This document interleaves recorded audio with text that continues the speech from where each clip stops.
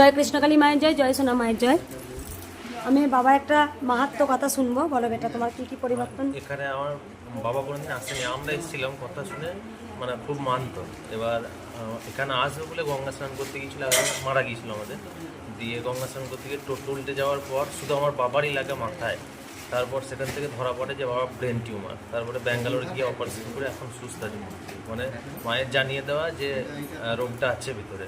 একদম বলে দিই, বাবার যে ব্রেন টিউমার হয়েছিল এরা বাড়ির ফ্যামিলি কেউ কিন্তু জানতেন না। তা বাবা যেখানে কৃষ্ণকালী মায়ের মন্দিরে আসবেন, এবার কেউ মারা যান দিয়ে সেই সূত্রে তিনি জানেন গঙ্গা স্নান করে এসে কৃষ্ণকালী মায়ের কাছে আসবে। আমরা সবসময় কি দেখি, বাহ্যিকটা দেখি, বাইরেটা দেখি, আমরা কিন্তু ভিতরে অভ্যন্তরে কোনো কিছু দেখতে পাই না। সেখানে 7 জন টোটোর মধ্যে ছিল, টোটোর মধ্যে অ্যাক্সিডেন্ট হয়, 7 জনের মধ্যে 6 জনের কিচ্ছু হয়নি। এই তার বাবারই মাথায় আঘাত লাগে। তখন বাবার মাথার মধ্যে একটা এক্স-রে করতে যান, একটা ছবি করতে যান, তখন ধরা পড়ে যে ওনার ব্রেন টিউমার হয়েছে। কিন্তু 3 দিন পর অপারেশন করলে সেই বাবা কিন্তু বাঁচত না। তাহলে কী করেছে, যেহেতু কৃষ্ণকালী মায়ের কাছে আসবে, তখন মা জাগিয়ে দিচ্ছে যে তোর এই রোগটা ধরা পড়েছে। তাহলে এই যে পড়ে গেল, মাথায় আঘাত কেন লাগলো, মাথায় কেন এক্স-রে মাথা একদম হাত পা ভাঙতে পারতো, তা মাথাতেই আঘাত লেগেছে। সেখানে মাথায় ছবি করতে গিয়ে ধরা গেছে যে ব্রেন টিউমার হয়েছে। তা কৃষ্ণকালী মা এইভাবে চমৎকার মিরাকেলের মাধ্যমে বুঝিয়ে দেন যে আমি আছি।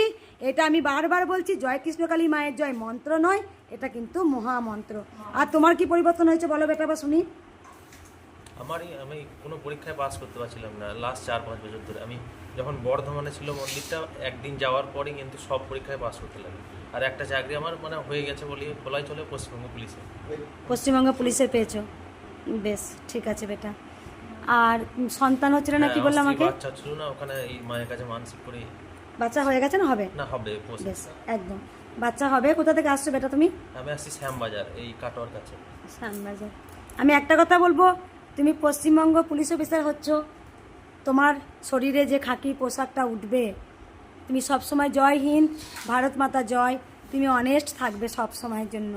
কারণ আজ সাধারণ মানুষ অনেক সময় দেখবে, আমরা হয়তো পুলিশের পোশাক পরে থাকলেও, আমরা সামনাসামনি কিছু না বললেও কিন্তু অনেক পুলিশকে জনতা কিন্তু দেখলে অনেক রকম অনেক কথা বলেন, সেটা সবাই জানেন। কিন্তু আমি চাইবো তুমি এমন একজন কৃষ্ণকালী মায়ের বেটা হও, তোমার সবসময় অনেস্ট কাজ করবে ভেতরে, যেটা সবাই করে। তুমি সম্পূর্ণ আলাদা থাকবে। তুমি খেতে পারবে না, তোমার চলবে না, তবু তুমি নিজেকে বিক্রি করে দেবে না। তোমার মাথা সবসময় সবার ওপরে থাকবে, মাথা উঁচু করে তুমি বাঁচবে। আমি চাইবো তোমার পোশাকটা তোমার গায়ে উঠুক। কৃষ্ণকালী মায়ের মন্দিরে অনেক সন্তান কিন্তু আর্মি হয়েছেন। তা আমি কোনো সময় এক সময় বাড়িতে যেত, কোনো অনেক ছোট ছেলেটা, তো 4 বছর হয়ে গেল, তখন বাড়িতে যখন যেত তখন ছোট্ট বয়স তার অনেক কম। কোনো সময় এক মায়ের মুখে অন্ন দিয়ে সেই ছেলেটার মুখে আমি প্রসাদটা আমি নিজের হাতে খাইয়ে দিয়েছিলাম, এবং খাইয়ে দিয়ে আমি বলেছিলাম যে বাবা তুমি অনেক বড় হও, তুমি জীবনে অনেক বড় হও। তো সেই ছেলেটা আজ আর্মি হয়েছে 18 বছর বয়সে। তা সেই মা আজকে নিজের হাতে চাল ডাল নিয়ে এসে ভোগ করলো, প্রচুর মানুষকে ভোগ খাওয়ালেন। তিনি আমাকে বললেন, মা তুমি যে কথাটা বলেছিলে তুই অনেক বড় হবে, এটা দেখো মা, আজকে আমার ছেলে আর্মি হয়েছে, দেশের একজন সৈনিক হয়েছে।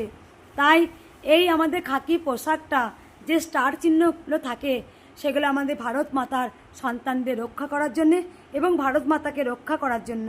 তো আমি একটা কথাই বলবো, কারণ এই কৃষ্ণকালী মায়ের মন্দিরে একবার ধরো একটু কথা বলি, মা ধরো। এই কৃষ্ণকালী মায়ের মন্দিরে যখন আমার বসো তাহলে ভালো, যখন কৃষ্ণকালী মায়ের মন্দিরে এতবার ঝড় গেছে, আমরা তাদের কাছে সাহায্য জন্য গিয়েছিলাম, কিন্তু কোনো সাহায্য আমাদের করেনি, উল্টো বরঞ্চ ধমক দিয়েছিল আমাদের। কারণ পিছন দিকে বিক্রি হয়ে গিয়েছিল।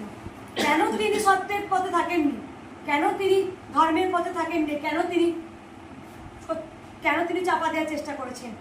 যারা আমাকে মারলো, ওই জয়ামুড়ি কারখানার 2 অসুর, যেখানে একটা নারী হয়ে পুরুষ হয়ে নারীর গায়ে হাত দিচ্ছে, যেখানে আমাকে মায়ের মন্দির থেকে কাপড়, দ্রৌপদীর মতো কাপড় টেনে ছিঁড়ে দিয়েছে, ব্লাউজটা পুরো পিঠ থেকে এতটা ছিঁড়ে গিয়েছিল।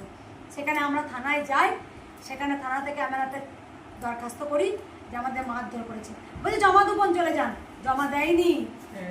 তবে সেই থানা থেকে এক পুলিশ অফিসার এসেছিলেন যে আমার ছেলে এখনো কথা বলতে পারে না, ভালো করে বুঝবেন, যে যেমন কর্ম করবে তাকে ঠিক তেমনটাই ফলভোগ করতে হবে। এটাই নিয়তির খেলা। আমরা ভাবি ভগবান কিছু দেখতে পাচ্ছে না, আমরা যা খুশি তাই করব, কিন্তু এটা হওয়ার নয়। তা যে যেমন কর্ম করবে তাকে ঠিক তেমন ফলভোগ করতে হবে। তা সেই পুলিশ অফিসাররা আমার এই দরখাস্তটা ছুঁড়ে ফেলে দিয়েছিল। জানেন, আজকে আমি চ্যালেঞ্জ ছুঁড়ে বলে এসেছিলাম মায়ের মন্দির হবেই। শুধু ওই জায়গা নয়, যখন মা বালিয়াড়িতে বসেছে আমি শক্তিগড় থানাতে বারবার গেছি, বারবার, যে আমাদের সনাতন ধর্মকে বাঁচিয়ে রাখবেন স্যার, আমাদের সনাতন ধর্মটাকে আপনি মায়ের দরজাটা খুলে দিন। দরকার হলে কোনো ভক্ত আসবে না, কিন্তু বড়বাবুকে বলছি দরকার হলে মায়ের মন্দিরটা খুলে দিন। আমি শুধু মাকে নিত্য সেবা করব, মায়ের চরণে ফুল দেবো। একটা বাড়িতে পিকচার থাকলো, আমাদের হিন্দু সনাতন ধর্মে আমরা কিন্তু ধূপ একটা মোমবাতি জ্বালিয়েও পুজো করি, একটা নকুলদানা দিয়েও কিন্তু পুজো করি। সেখানে সেই শক্তিগড়ের পুলিশ অফিসার আমাদেরকে ইনসাল্ট করে বার করে দিয়েছিলেন। তারপরে যখন পুলিশ অফিসার কোনো স্টেপ নেয়নি, আমি হাইকোর্টে পর্যন্ত লড়েছিলাম, আমি লড়ে দেখিয়ে দিয়েছিলাম আমি পারি, আমি পারবো। এক দরজা বন্ধ হলে আরো 10 দরজা খোলা আছে। সত্যের পথে, ধর্মের পথে, ন্যায়ের পথে থাকলে ভগবান শ্রীকৃষ্ণ তিনি ঠিক পথ দেখিয়ে দেবেন। সব থেকে বড় জজ, সব থেকে বড় আদালত, সব থেকে বড় পুলিশ অফিসার একমাত্র গিরিধারী নন্দলাল। তিনি সব সময় সঠিক বিচার করেন, তিনি সব সময় ন্যায়ের বিচার করেন, তিনি সব সময় সত্যের বিচার করেন। কারণ আজ আমি এই মেয়েটা লড়তে লড়তে অনেক মানুষের অনেক কিছু দেখে নিয়েছি। তবে একটা কথা বলবো, অনেক পুলিশ অফিসার আছে যারা আমাকে ব্যাকভাবে সাপোর্ট করেছেন, পিছন দিক থেকে আমাকে হেল্প করেছেন, যে যে স্টেপগুলো নেওয়ার দরকার নিয়েছেন। এক পুলিশ অফিসার আমার বাড়ি থেকে আসতেন, তার নাম হচ্ছে অক্ষয় বাবা, অবশ্যই ভিডিও বলবো, তিনি একজন এসআই। তিনি কিন্তু মন্দির কিভাবে পরিচালনা করতে হবে, মন্দিরের যখন ঝড় এসছে তিনি স্টেপ বাই স্টেপ হেল্প করেছেন। আমারই বাড়ির পাশেই এক অসীম বাবা ছিলেন, তিনি আজকে নেই, তিনি কিন্তু আমাকে অনেকভাবে হেল্প করেছেন। কারণ অনেক অনেক সব পুলিশ অফিসার বলবো না, এক মায়ের যেমন জন্য এক মা খারাপ হলে যেমন সব মা খারাপ হয় না, এক পুলিশ অফিসার খারাপ হলে যেমন সব পুলিশ অফিসার খারাপ হয় না। আমি এটুকু বলবো, অনেক পুলিশ অফিসার আমাকে হেল্প করেছিলেন, তারা আমাকে সাহায্য করেছিলেন। কারণ এই মন্দির ঘিরে যে অপদস্থ হতে হয়েছে, তাই আমি সব সময় পুলিশ অফিসারদের বলবো, আপনার শরীরে যে খাঁটি পোশাকটা উঠেছে তার দাম আপনি দেবেন, কোনোদিন টাকার জন্য বিক্রি হবেন না, মাথা উঁচু করে বাঁচবেন।